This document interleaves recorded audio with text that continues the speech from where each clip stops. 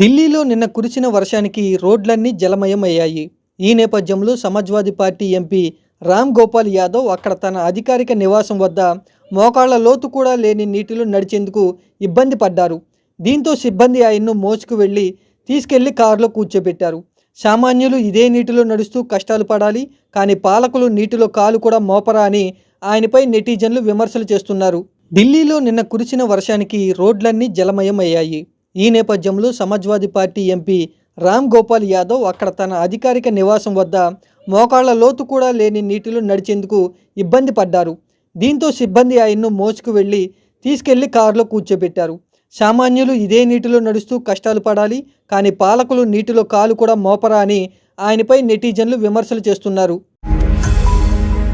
ఈ వీడియో గనుక మీకు నచ్చినట్లయితే లైక్ చేయండి, షేర్ చేయండి. మరిన్ని వీడియోస్ కోసం మా ఛానల్ను సబ్స్క్రైబ్ చేయండి.